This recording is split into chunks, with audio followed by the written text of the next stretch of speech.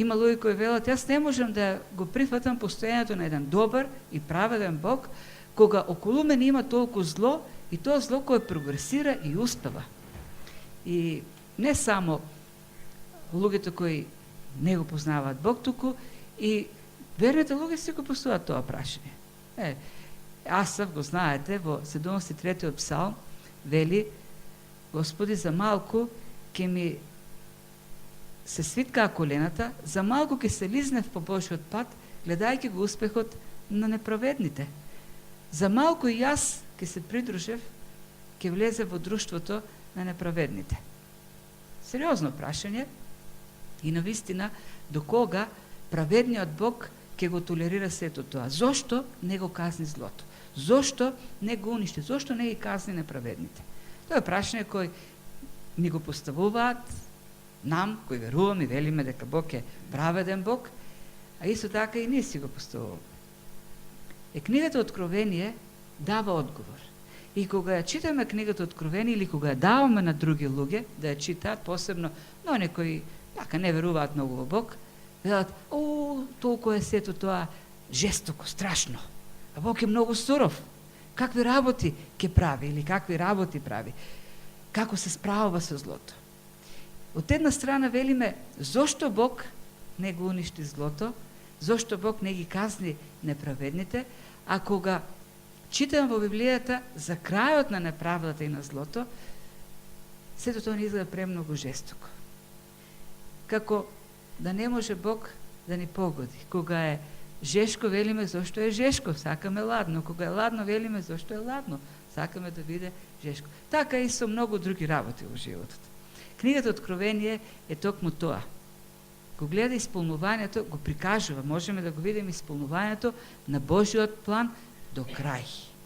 И посебно овој дел што ќе го разгледаме ова вечер, 10-та глава дава сигурна гаранција дека Бог ќе го исполни неговиот план. Божиот план нема да остане недовршен. Нема Бог да оди до некој момент, Божиот план не е заклучен или заборавен во некоја негова фиока на небото. Божиот план се остварува и ќе има конечна завршница на Божиот план. И бидејќи помина многу време од последното изучување што го имавме овдека, скоро една година, малку повеќе од една година, да се подсетиме малку за претходните глави. Последното изучување, последната проповед ни беше од 9-та глава. Ја завршивме 9-та глава. А 9-та глава ги разгледуваше трубите на Божиот гнев. И завршивме со 6-та труба. Видовме во 6-та глава отварањето на печатите, кои пак даваат импулс на виденија, во кој е представен повторно Божиот гнев врз злото. 7-та глава беше една пауза, 8-та и 9-та глава се Божите труби, во кој повторно откриваме сцени на Божиот гнев. И сега би очекувале во 10-та глава да продолжи со 7-та труба, бидејќи крајот на 6-та глава е на 9-та глава е 6-та труба. Меѓутоа, 10-та глава не е продолжение, немаме континуитет во визиите, во виденијата за трубите. Имаме повторно една интерлудија или едно интермецо. 10-та и 11-та глава се повторно интермецо, како што беше 7-та глава. И тоа е карактеристично за апокалиптичката литература, посебно оваа на апостол Јован, и е значајен придонес во уметничката структура. Имено апостол Јован, како да не сака да не држи само во тој стрес на судот и казната. 6-та глава беше отварањето на печатите и таму видовме многу катаклизми, видовме судови. И во еден момент Јован прекинува со едно интермецо. Ја прекинува таа редовна програма, така да кажеме, која е програма на суд, на казни, и дава видение со 144.000 кои беа запечатени, и потоа уште едно видение, вториот дел на главата, со множество народ, како спасено множество го слави Бог на небото. Гледате, дава сцени на суд и веднаш после тоа сцена на небото каде што спасените луѓе се насладуваат на Божјото присуство. И ова интермецо во 7 глава, и ќе видиме овде дека ова има за цел некој да ја релаксира книгата. Книгата не е од почеток до крај судови и страшни сцени. Од време на време апостолот уфрла такви паузи, некако да не опушти, да не релаксира. Во 7 глава дава сцена за Божите луѓе како се заштитени. Тие се запечатени со Божиот печат и над нив Божиот суд нема власт, тие не се жртви на Божиот гнев. Тие ќе бидат поштедени од Божиот гнев. И се разбира, Божите луѓе не можат да бидат жртви на Божиот гнев. И тоа е целта на 7 глава. Е гледаме судбината на Божиот народ. 6 глава е судбината на злото, 7 глава судбината на Божиот народ. 8 и 9 глава е повторно суд, и 10 глава повторно се свртува фокусот кон Божите луѓе. И повторно е една утеха. И тоа е целта на интермецото. Интермецото се вклучува во редовната програма и прекинува редовната програма за да внесе малку релаксирање. Нели, музичко интермецо, знаеме на телевизија, порано тоа беше, метнуваме ги програмите интермецо, музичко интермецо. Овде кај Јован вклучува такви интермеци со цел малку да го релаксира текстот, да не е текстот само катаклизми, смрт и уништување. Имаме од време на време надеж. Тоа е и во 10 глава случај, 11-та, потоа ќе видиме тоа случај понатаму во наредните глави. 10 глава имаме сцена во која се појавува еден силен ангел кој држи мал свиток во раката и му дава една заповед на Јован. И ќе видиме како во оваа сцена овој ангел дава гаранција до Божите луѓе дека Божиот план ќе биде исполнет до крај, ќе биде довршен. И она прашање што го поставија во 10 стих на 6 глава, душите на светиите кои беа убиени заради верата, кога прашаа до кога Господи ти нема да се одмаздиш. Во 10 глава ангелот вели: со сигурност Божиот план ќе биде довршен. Ќе се сврши се, она што е ветено од Бог. Тоа е на кратки црти она што го видовме досега и она што ќе следи во 10 и 11 глава и со посебен осврт на една тема. А тоа е нашето учество во Божиот план. Бог го остварува својот план, меѓутоа тој сака и нас да не вклучи. И ние да бидеме вклучени во остварувањето на Божиот план. Ај сега да видиме, значи ќе ја поделиме 10 глава на два дела. Првиот дел, првите 7 стиха ги нареков сигурност во Божите ветувања, а вториот дел е нашето учество во Божиот план. Ајде да го прочитаме првиот дел и да видиме што ни открива овој текст. И видов друг силен ангел како слегува од небото, наметнат со облак кој имаше Божилак на главата. Лицето му беше како сонце, а носете како огнени столбови. Во својата рака држеше мал свиток кој беше отворен. И ја постави својата десна нога на морето, а левата на копното.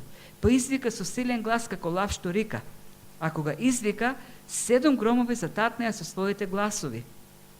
Токму, кога 7 громови зататнеа, сакав да пишувам, и тогаш чув глас од небото кој велеше: запечати го тоа што го рекол 7 гробови и не пишувај го.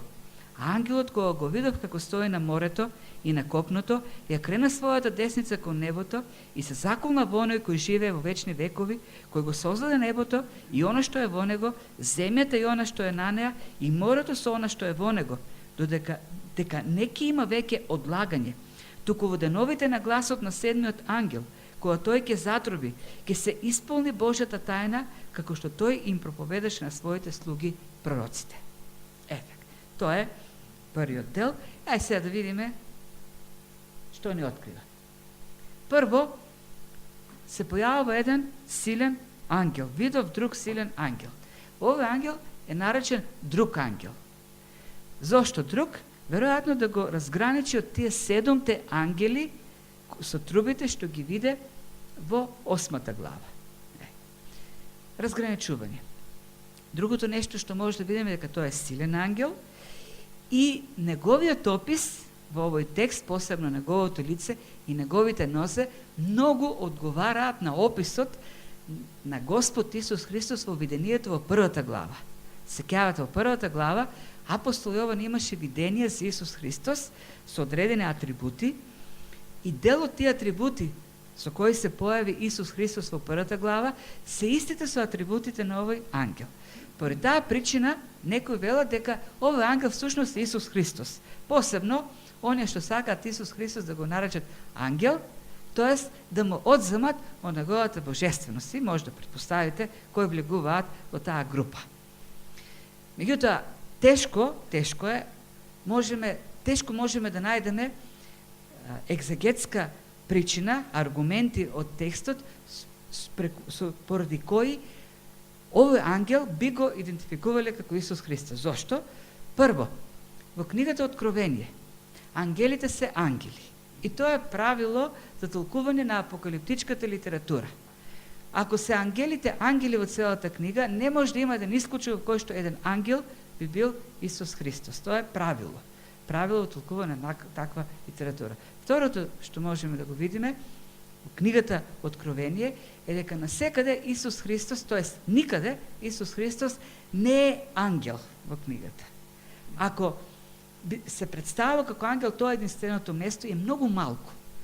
Исус Христос се представува со многу имиња и со многу метафори во книгата Откровение, но никаде на друго место како ангел.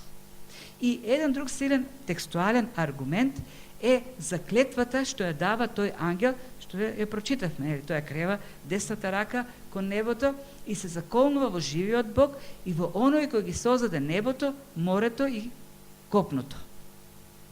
Сега, дури и оние што ја одрекуваат божественоста на Исус Христос, веруваат дека Исус Христос е создателот на се.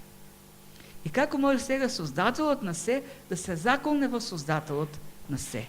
Тоест, ако ангелот Исус Христос, тој би се заколнил во самиот себе си, што немаме такви, случаи.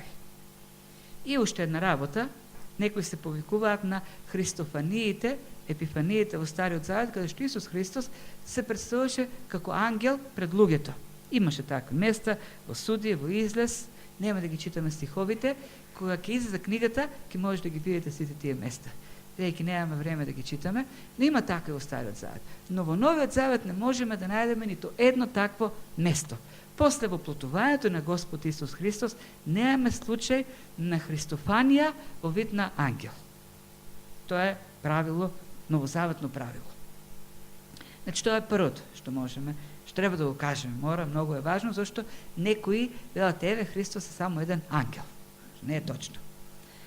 Тој е наметнат со облак. Сега, што значи облакот?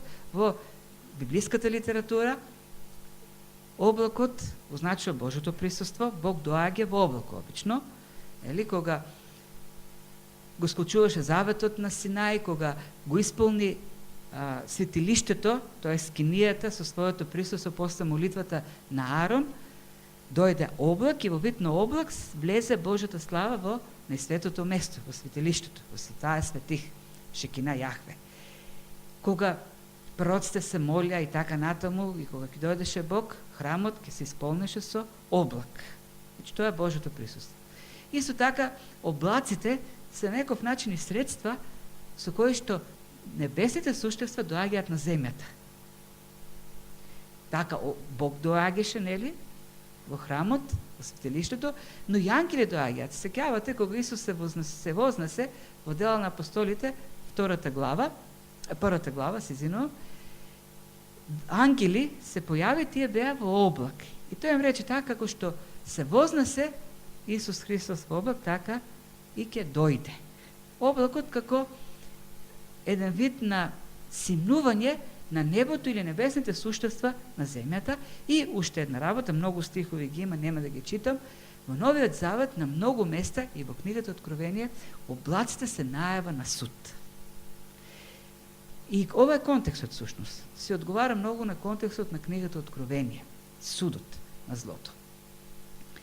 Или со други зборови, фактот што ангелот доаѓа во облак, облечен во облак, покриен во облак, од една страна го представува Божјото присуство, тоа е со Божјот авторитет, ја носи Божјата слава со себе, тоа ќе го видиме на неговото лице. Неговото лице е како лицето на Исус Христос во светлината.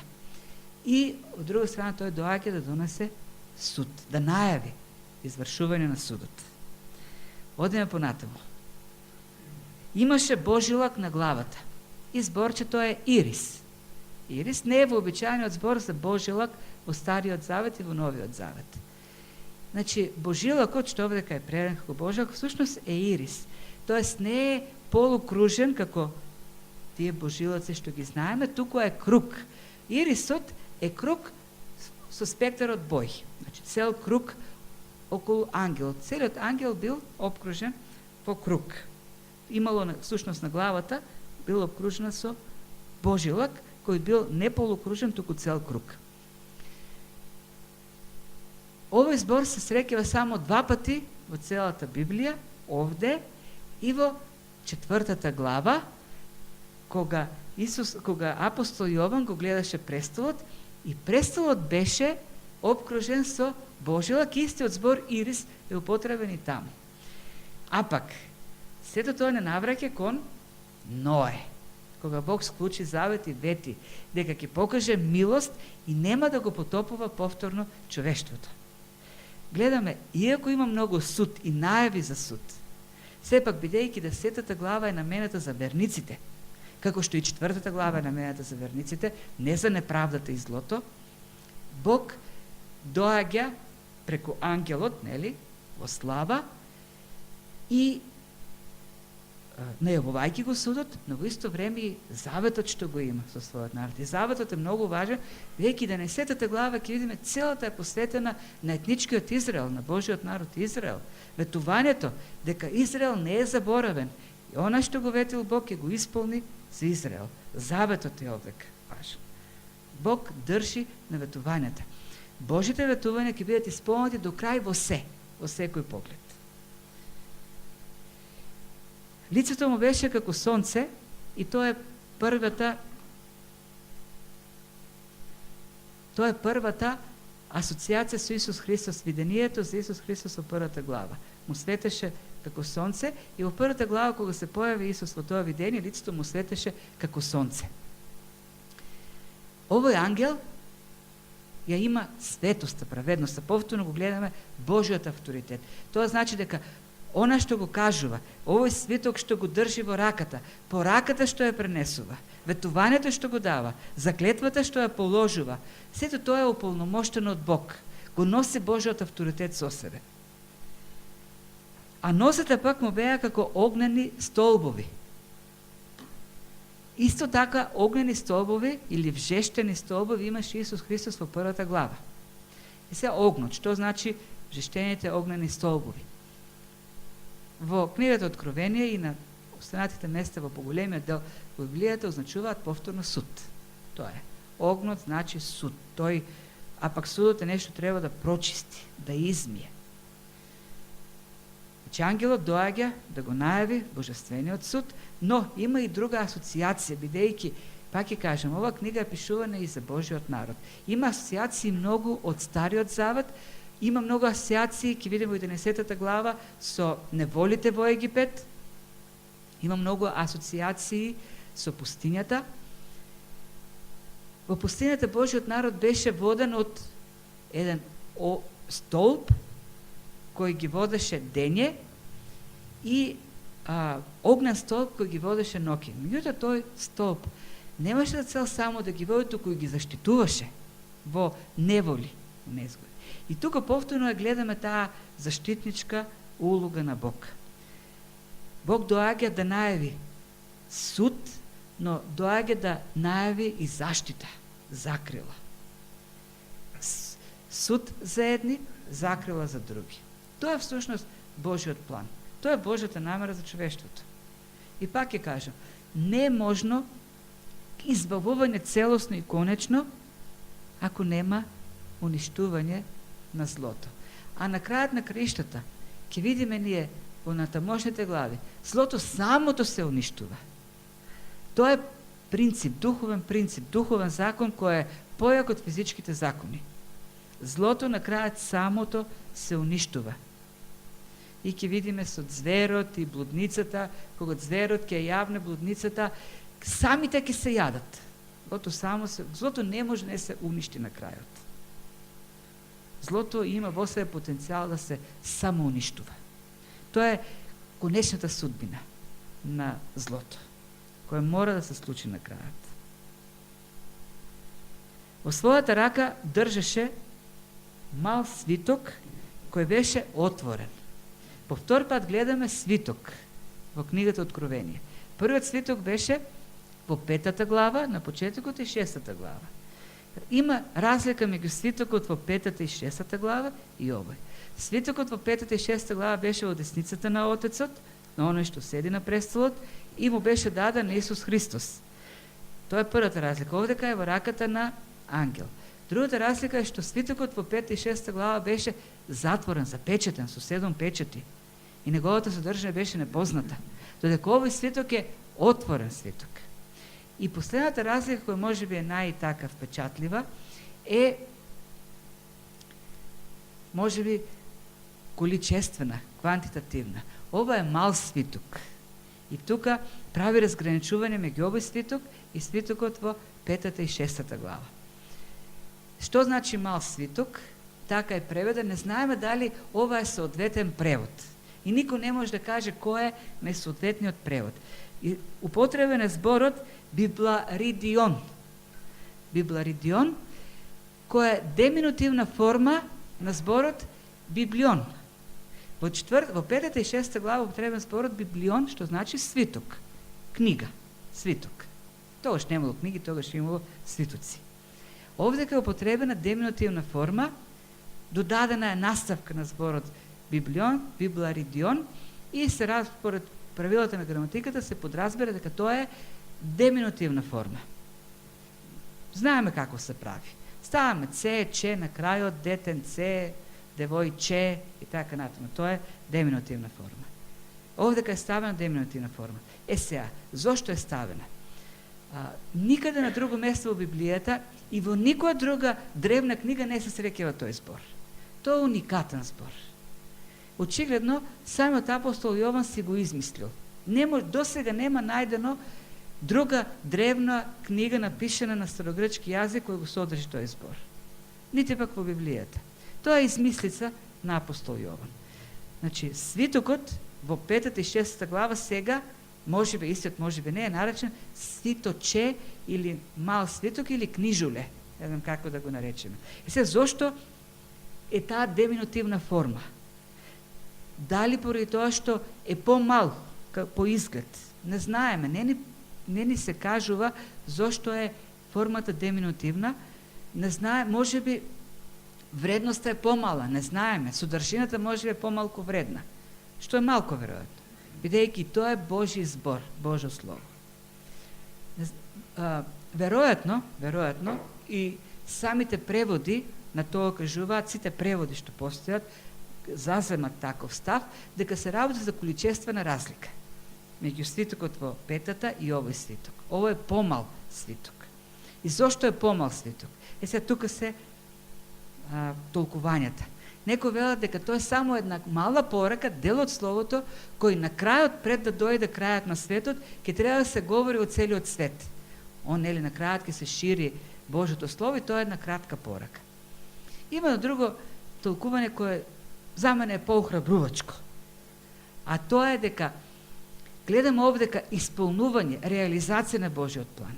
Ако во 5 глава свитокот се содржеше Божјата воља, која е запечатена, и треба да се отвори тој свиток за да се стави во дејство Божиот план, во реализација, во исполнување, овдека веќе гледаме еден голем дел исполнет, што укажува на фактот дека Бог го исполнува својот план, реализира, остварува.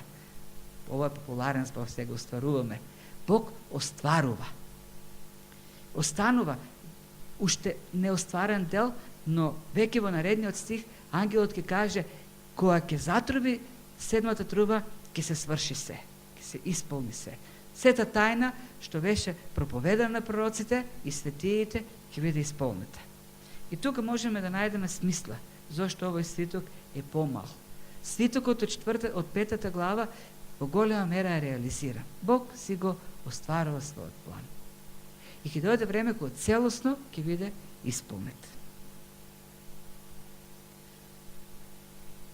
И ја постави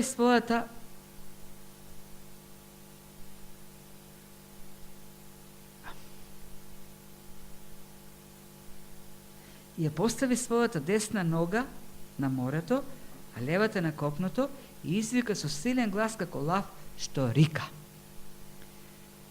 Значи, како во 7 глава и овдека, дејството е на земјата, и тоа е интересен факт, додека во најголема мера во 4, 5, 6 глава и до овдека сцените беа на небото. Имаше престол, народи, жртвеници, ангели кои свештено служат на небото. Овдека ќе видиме во 10 и 10 глави натаму со жената, со змејот, со зверовите, повеќе дејството е на земјата. Имаме динамика. И ова ги менува работите. И кога нештата се на земјата, во поголем дел тие се насочени за верните луѓе, охрабрување, не се заборавени на земјата. Ангелот, значи визијата се симнува сега на земјата, ангелот го завзема копното и морето. Значи целата земја е опфатена, со што значи дека тој завладува, копира. И овдека повторно имам идејата, Бог си го враќа она што му припаѓа. Да, земјата, овој свет е царство на злиот, на сатаната. Но Божиот план вклучува враќање на неговото. И тој преку овој ангел символично си го враќа она што му припаѓа. Тој ќе завладее целосно над морињата и над копната, целата земја. И кога застанува и со глас како лав што рика, извикува, во тој момент 7 громови зататнуваат со своите гласови. Такви громови обично во книгата Откровение доаѓаат од престолот. Не знаеме кои се, бројот 7 е важен. Громовите во целата книга Откровение, кога ќе се каже гром, или кога ќе се каже глас како гром, секогаш најавува суд. И ова е повторна идејата. Судот. Најавува суд. И бројот 7 е исто така индикативен. Извршувањето на Божјата воля или справувањето со злото ќе биде целосно, потполно, совршено. Целосно ќе биде завршено тоа еден ден. И кога 7 громови зататнеа, во тој момент, вели Јован, сакав да го пишувам тоа што 7 громови го кажуваат. Меѓутоа, глас од небото, не знаеме чиј е тој глас, веројатно повторно од престолот, но вели, немој да пишуваш, туку запечати го. Тоа. И пак, апокалиптички, метафорички јазик. Што значи да се запечати? Тоа значи некој текст го ставаш во плико и го запечатуваш, и му ставаш печат. И тука има абсурдна ситуација сега. Но вели, немој да го пишуваш, значи Јован ништо не напишал, и тоа што ништо не го напишал, треба да го запечати. Не може да запечатиш нешто што не е напишано. Значи, треба да го имаме во предвид јазикот. Апокалиптичкиот јазик, да не ги толкуваме нештата буквално. Многу нешта се толкувани буквално во Библијата и луѓето буквално прават многу нешта. Пред некој ден бевме на една молитвена конференција каде што еден од говорниците рикаше како лав, буквално рикаше како лав. И да ви кажам, многу убаво така рикаше како прав лав. Го вежбал многу тоа. Да го разбереме јазикот во книгата. И на Даниел му беше кажано еднаш да ја заклучи содржината на пророштвото што го чу до определено време. Во апокалиптичката литература да заклучиш нешто, да запечатиш, значи да го ставиш, да го сокриеш, да го тргнеш од јавноста, од видикот на луѓето, да биде недостапно за луѓето. И затоа му вели, немој да пишеш и заклучи го тоа што го чу. Тоа што го чу е само за тебе, на никој друг. Се не знаеме точно зошто му вели гласот така. Апостол Павле во 1 Коринтини 12 глава, во 2 Коринтини 12 глава, кога раскажа тоа како бил воздигнесен до 4-то небо, чул таму зборови кои човечката уста не можат да ги артикулира, тие зборови. Едноставно човечкиот ум и човечката уста не може да ги искаже. Може би се работи за нешто такво. Во секој случај гледаме еден принцип кој е многу важен овдека. Тој принцип е Бог решава што треба да знаеме. Ние сакаме многу нешто да знаеме и ние се впуштаме во многу нешта, во предпоставки, прогнози, шпекулации, шеми. Бог решава што да ни даде, што да ни открие, што да знаеме. Тоа е критериумот. Тој ни дава да го знаеме само она што тој мисли дека треба да го знаеме, а не она што ние мислиме дека треба да го знаеме. Ние мислиме за многу нешта дека треба да ги знаеме и многу пати прашуваме зошто не е откриено ова или она. Гласот вели, ова нема да се открие. Не го запишувај, заклучи го. Понатаму ќе видиме, ќе му каже што да проповеда и за што да пророкува. Има нешто кој луѓето треба да ги знаат.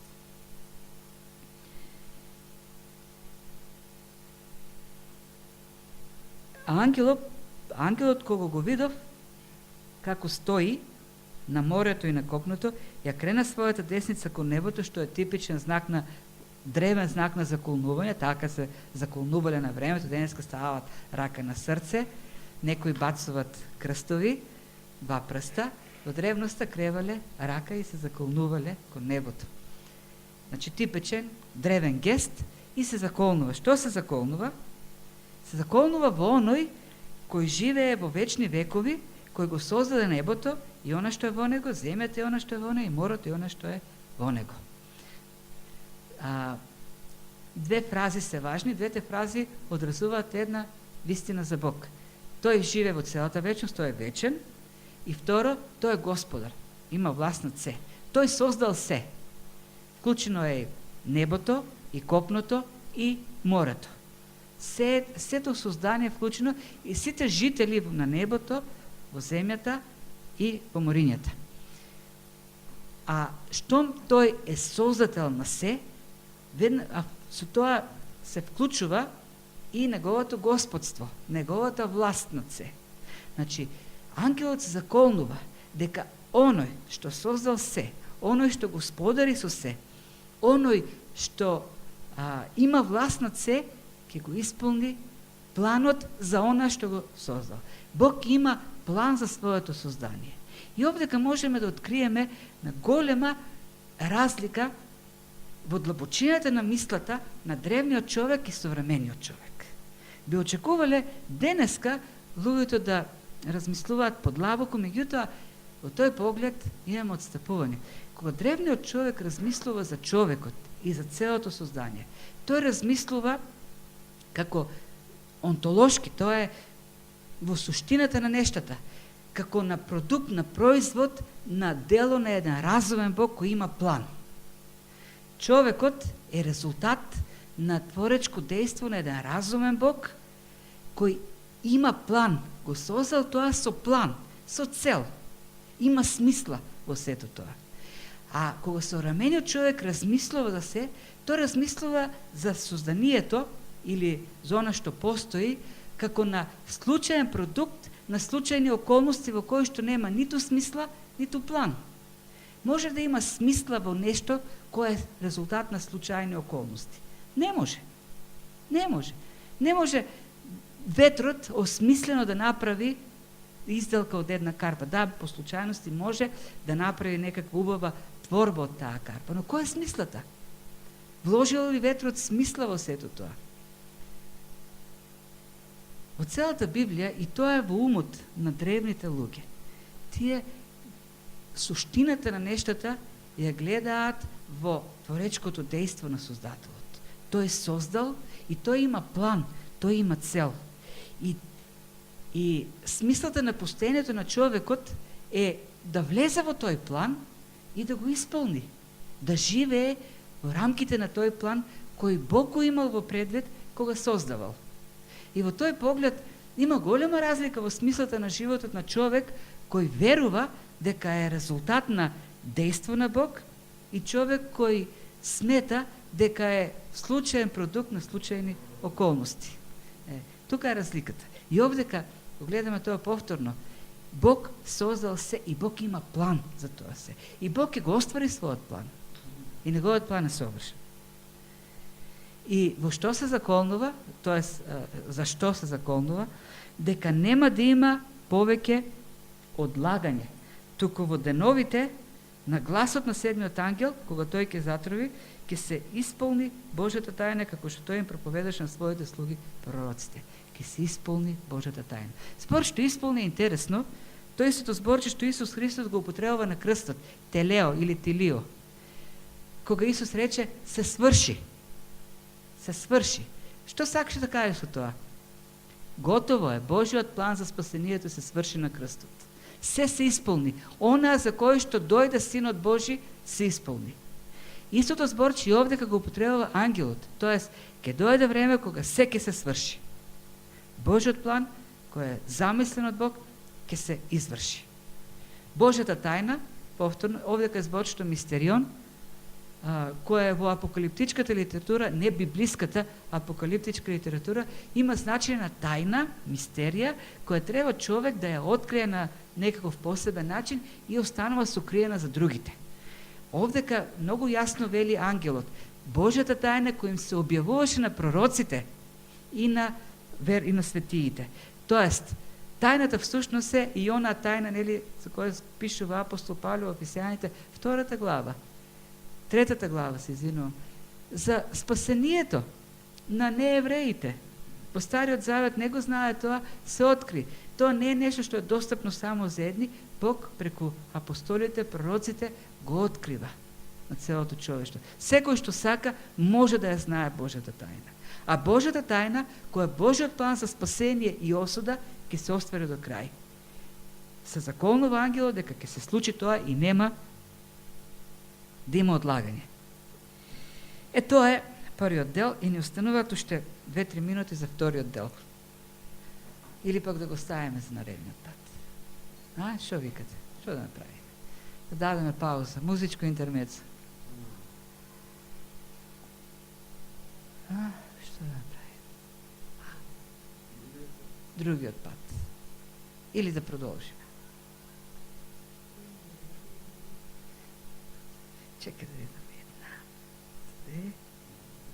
1, 2, 3, 4, 5. Ајде другиот пат. Ајде другиот пат. Па не е многу. Минатиот пат бевме до 25 до 9. Добро. Ајде ќе оставиме за другиот пат, доста е. Значи, што е важното да заклучиме? Бог има план за нас. Ние сме дело на Божиот творечки акт. Бог е креатор. Бог е во Ефесјаните на крајот на 2 глава, тоест во 10-тиот стих, во 2 глава на Ефесјаните вели дека ние сме Божја творба или Божја поема, употребава зборот.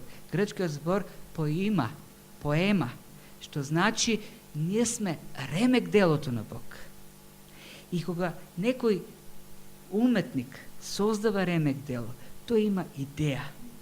И тој сака да представи нешто преку тоа ремек дело. Кога Бог не создавал, тој имал за цел да представи нешто во ова создание. И ние, ремек делото на Бог, сме најсовршениот израз на суштината на Бог, на Божјата природа. Во ова создание, во ова вселена, Бог се открива најјасно преку човекот, зашто само човекот е создан Божјиот образ и подобие. Божјиот план за човекот е човекот да ја открива Божјата слава во ова создание. Затоа сме создадени. Ние имаме цел и смисла. И тој план се останува во целата вечност. Гревот го нарушува, го ремети тој план. Божиот план е уништување на сето она што пречи на попречување на првобитната Божја воља. Божиот план во таа област ќе биде совршено исполнет. Бог ќе се справи со злото. Праведните ќе бидат совршено избавени, закрилени, спасени. И сите оние што се вклучуваат во Божиот план се водени од него и се заштитувани. Ќе видиме ние понатаму во вториот дел и во 11-та глава го има истото. Бог, неговата цел е да не вклучи во неговиот план. Тој ќе го исполни својот план на секој начин. Секако ќе го исполни. Поентата е дали ние ќе се вклучиме или пак ќе останеме пасивни на страна и ќе останеме жртва на злото кое на крајот самото има тенденција да се уништи. Бог не повикува да го извршуваме неговиот план, зашто тој нема да го забори, нема да остави неговиот план да остане незавршен. Бог да не благослови.